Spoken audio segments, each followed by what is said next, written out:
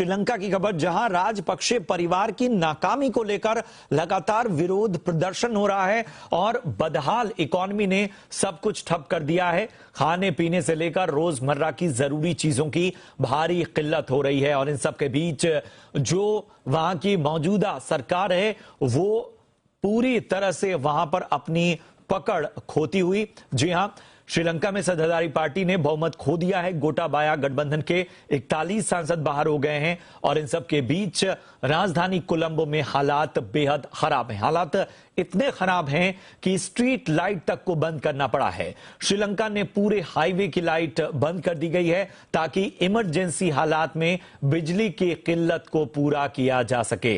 कोलंबो में भी हालात खराब हैं। स्थानीय लोगों का हुजूम श्रीलंका सरकार के खिलाफ लगातार विरोध प्रदर्शन कर रहा है। लोगों के हाथों में तख्तियां नजर आ रही हैं। प्रदर्शनकारियों की सबसे ज्यादा नाराजगी राजपक्षे परिवार को लेकर है। तो श्रीलंका में इकोनॉमी का संकट इतना ज्यादा पैदा हो गया है कि अब लोग सड़कों पर उतर आए हैं और नाराजगी जाहिर सी बात है कि जो सरकार श्रीलंका को चला रही थी और जिसने इस हालत में श्रीलंका को पहुंचाया है उसके खिलाफ। लेकिन इन सब के बीच श्रीलंका में सत्ताधारी पार्टी बहुमत खो चुकी है। गोटाबाया राजपक्षे सरकार का जो गठबंधन है उसमें 41 सांसदों ने अपना सपोर्ट बाहर कर दिया है। वो सरकार से बाहर आ चुके हैं और इन सब के बीच विपक्षी पार्टी ने कहा है कि वो जनता के साथ है। लेकिन जनता कहां है? जनता सड़कों पर है। श्रीलंका की जनता सड़कों पर है। उसे दाने दाने को मोहताज कर दिया है वहां के हुक्मरानों ने और यही वजह है कि अब पूरी तरह से वहां पर एक एजिटेशन नजर आ रहा है। लोग आज जा चुके हैं जिस तरह की बदहाल इकोनॉमी में इस वक्त श्रीलंका पहुंच चुका है। जी हां, हालात ऐसे हैं कि जो स्ट्रीट लाइट्स होती हैं उन्हें बंद कर दिया गया है ताकि उनसे बची हुई जो बिजली है उसका इस्तेमाल आपातकालीन व्यवस्थाओं को दिया जा सके। इसके अलावा दूध हो, सब्जियां हो, उनकी महंगाई 7वें आसमान पर है। लगातार श्रीलंका में लोगों का गुस्सा इस पूरी बदहाली के खिलाफ नजर आ रहा है और इन सब के बीच वहां की जो सरकार है वो पूरी तरह से अब आ गई है बचाव की मुद्रा में। जरा तस्वीरों के जरिए हम आपको दिखाने की कोशिश कर रहे हैं कि कंगाल श्रीलंका में किस तरह से इस वक्त बदहाली का आलम है। तंगहाली, बेबसी और अराजकता का माहौल यहां पर साफ तौर पर नजर आ रहा है।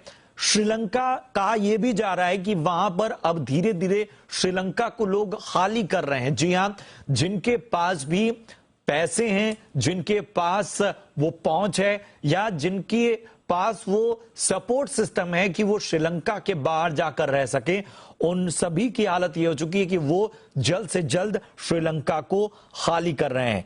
बिजली की कमी से, जैसा हमने बताया, स्ट्रीट लाइटें बंद की जा चुकी हैं। महंगाई के चलते हर जगह जनता सड़कों पर उतरी नजर आ रही है। सबकी एक ही मांग है कि राष्ट्रपति इस्तीफा दें। जी हां, और वहीं राजपक्षे सरकार जो है वो अल्पमत में आ चुकी है क्योंकि 41 सांसद जो कि इस गठबंधन में थे उन्होंने अपना सपोर्ट खींच लिया है, वो बाहर आ चुके हैं। सैलानियों, जो टूरिस्ट होते हैं, एक बहुत बड़ा सपोर्ट था श्रीलंका को टूरिज्म से, जिसको झटका पहले तो कोरोना ने दिया और उसके बाद सरकार की कुछ नीतियों ने दिया। और यही वजह है कि सैलानी जो हैं वो धीरे धीरे अब इस देश से मुंह मोड़ते नजर आ रहे हैं। विदेशी पर्यटक देश को छोड़कर अपने अपने मुल्क वापस लौट रहे हैं। सैलानियों के जाने से छोटे और बड़े होटल्स में ऑक्यूपेंसी घटने लगी है। पीक सीजन होने के बावजूद जो होटल्स हैं वो खाली हैं और आने वाले वक्त में तो बुकिंग ही नहीं है। बुकिंग ना मिलने और घर लौटते विदेशी पर्यटकों के कारण होटल व्यापारी भी परेशान हैं। और परेशानी का आलम यह है कि आप देख सकते हैं कि लोग इस पूरी तंगहाली, बेबसी, अराजकता की वजह से अब सड़कों पर उतर आए हैं।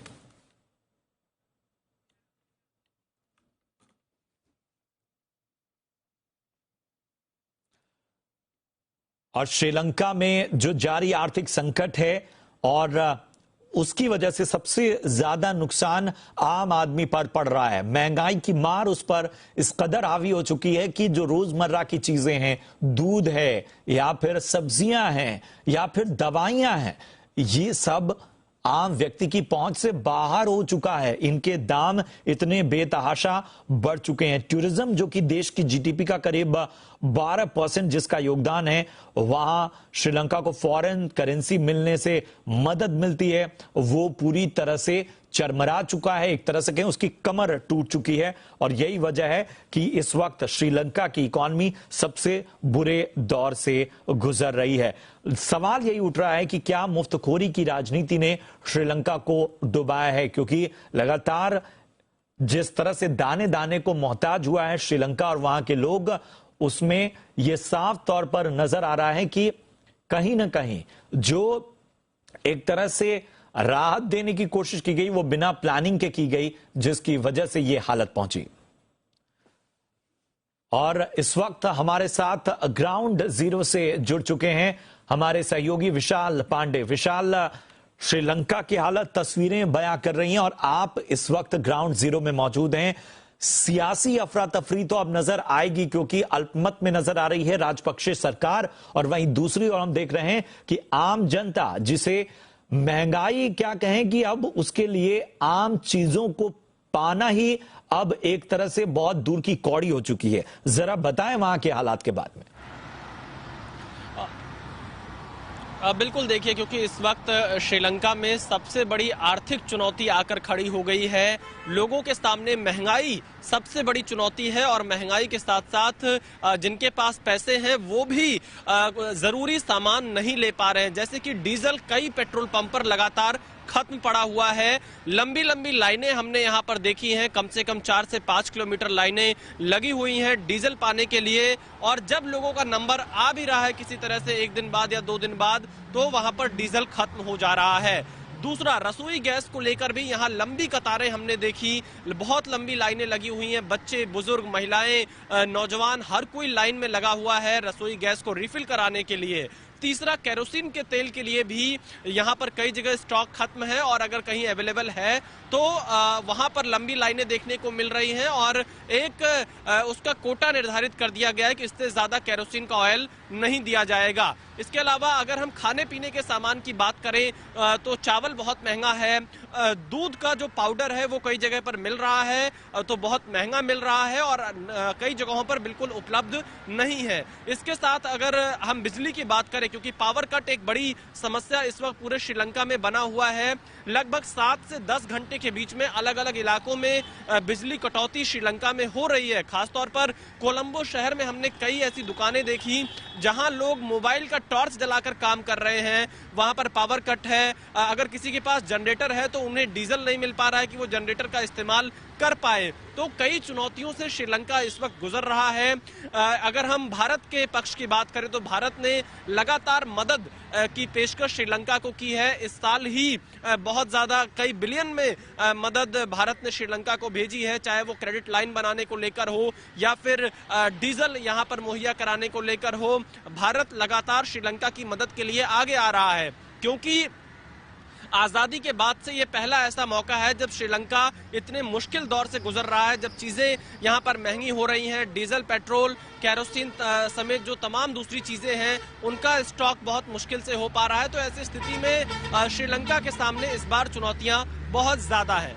बिल्कुल विशाल, और जाहिर सी बात है कि कहीं ना कहीं जो गुस्सा लोगों में नजर आ रहा है राजपक्षे परिवार की ओर से, वो भी जायज है, क्योंकि लगातार जो भी विश्लेषण सामने आ रहा है उसमें वहां की जो मुफ्त की योजनाओं और फ्री की जो राजनीति की बात कही जा रही है, जो बिना किसी तैयारी के, बिना किसी खास आधार के की गई, और उसका इफेक्ट अब लोगों पर पड़ रहा है। हमने देखा सड़कों पर गो गोटाबाया गो के नारे भी लगाते लोग नजर आए। यानी ये साफ है कि राजपक्षे परिवार के सत्ता से हटने के नीचे किसी भी शर्त पर जो आम जनता है वो मानने को तैयार नहीं।